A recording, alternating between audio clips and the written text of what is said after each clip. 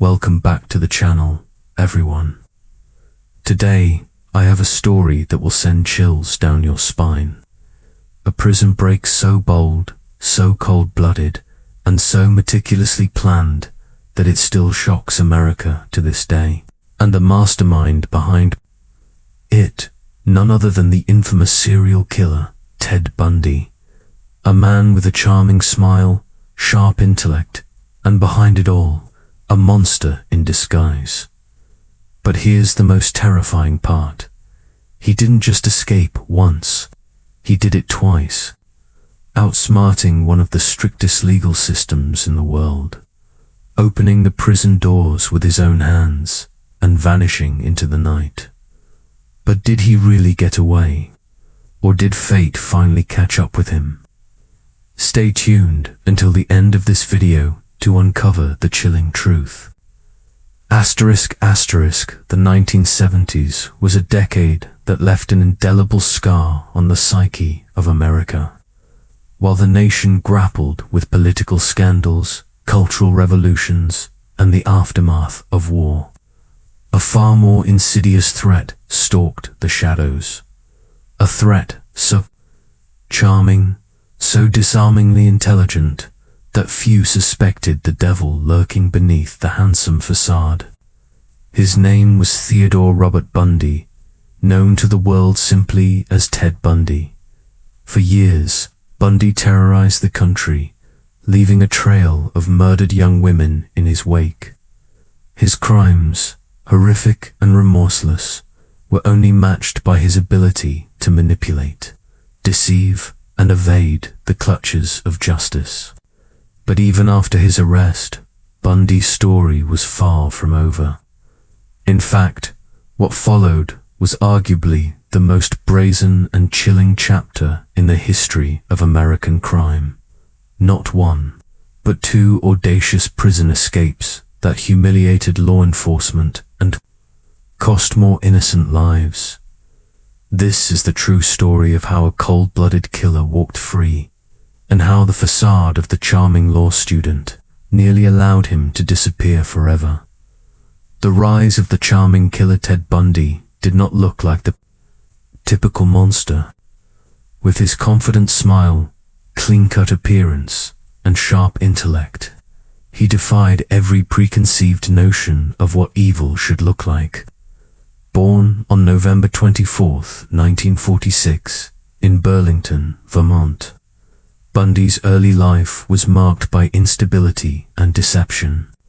Raised to believe that his grandparents were his parents and that his biological mother was his sister, Bundy's understanding of identity and truth was warped from the beginning.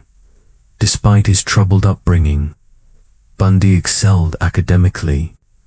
He studied psychology at the University of Washington, later attending law school.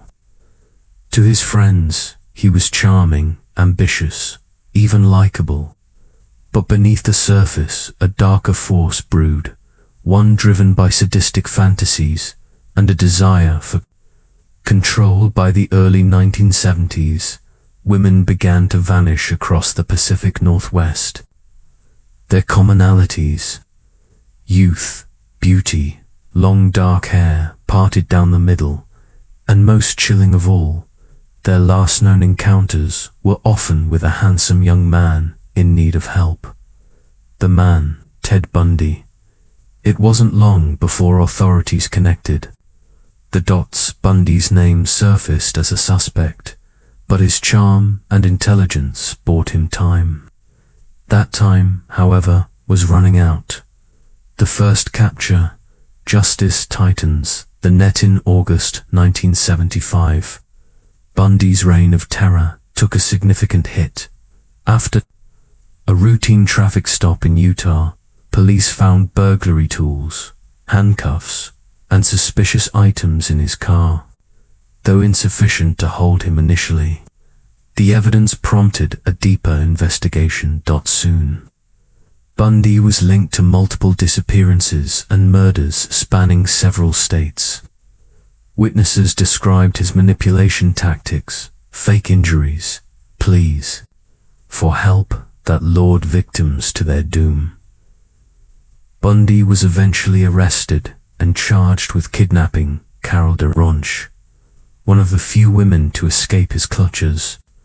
Her harrowing testimony painted Bundy as a predator, and he was sentenced to prison. But investigators suspected his crimes went far beyond kidnapping. Extradited to Colorado to face murder charges for the brutal killing of Karen Campbell, Bundy awaited trial in Pitkin County Jail.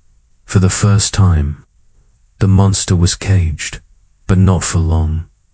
The first escape, boldness in broad daylight. The year was 1977. Despite the gravity of his charges, Bundy was permitted significant legal privileges, largely due to his decision to act as his own attorney. This allowed him unsupervised access to legal documents and, more importantly, to the courthouse library. Most. Bundy appeared cooperative, intelligent, engaged in his defense. But beneath the surface, the meticulous killer was studying. More than legal statutes, he was studying his escape. On June 7, 1977, Bundy was escorted to the second-floor law library of the Pitkin County Courthouse. There, without handcuffs or shackles, he waited for the perfect moment. When the lone guard was distracted, Bundy seized his chance. Climbing onto a bookshelf, he opened a window and leaped from a height of nearly 30 feet, despite injuring his ankle. Bundy limped into the surrounding wilderness of aspen, vanishing into the dense forests. 6 days on the run, the manhunt begins. Authorities reacted swiftly. Checkpoints, roadblocks, and search parties flooded the area. Helicopters scoured the forests. Bloodhounds tracked the scent. Yet for 6 days, Bundy evaded capture. He survived off the land, stealing supplies where possible, blending in with the rugged terrain. But nature proved a formidable adversary. With a swollen ankle, limited food, and freezing temperatures, Bundy's health deteriorated. Eventually, hunger and exhaustion prevailed. On June 13th, police apprehended Bundy, disheveled and emaciated, near Aspen. But if anyone thought his capture marked the end of Bundy's escapades, they underestimated his cunning. The second escape, a masterpiece of deception following his failed escape, Bundy was transferred to the Garfield County Jail in Glenwood Springs, Colorado. Security was tighter, but Bundy's resolve was stronger. Over the next several months, he meticulously planned a second escape. Using stolen tools and exploiting structural weaknesses, he began soaring through the ceiling of his cell. To facilitate his plan, he lost nearly 30 pounds, slimming down to fit through the narrow crawl space. His preparations went unnoticed. Jailers, lulled by his good behavior and charm, failed to inspect his cell adequately.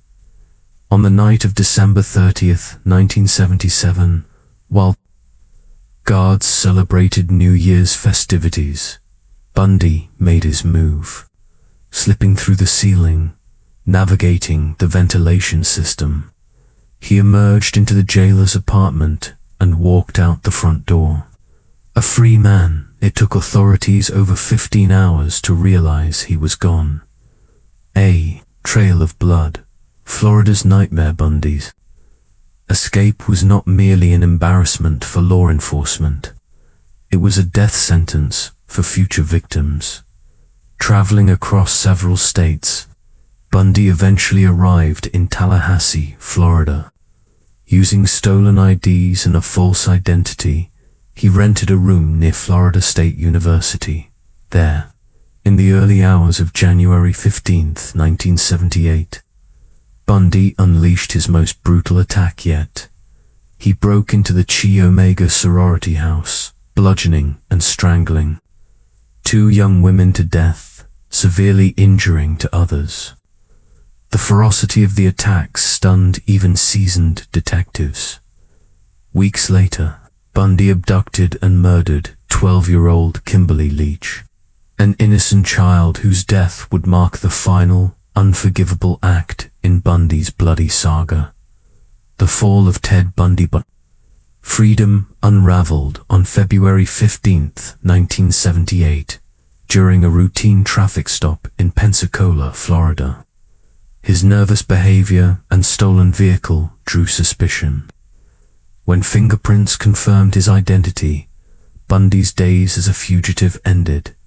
The subsequent trial became a media circus.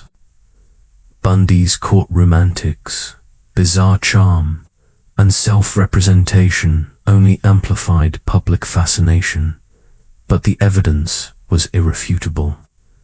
Bite marks on a victim's body matched Bundy's teeth perfectly. Combined with witness testimony, forensic proof, and his own arrogance, Bundy was found guilty. He received 3 death sentences for his crimes. The end of the monster for nearly a decade. Bundy appealed his conviction, granting interviews, manipulating the media, and attempting to delay his execution, but justice, though delayed, was inevitable.